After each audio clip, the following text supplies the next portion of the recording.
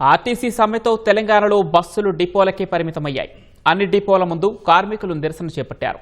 Medak RTC depot ముందు బైఠాయించిన RTC కార్మికులను పోలీసులు పక్కకు తప్పించి పటాన్ చేరుకు ఓ బస్సును పంపించారు.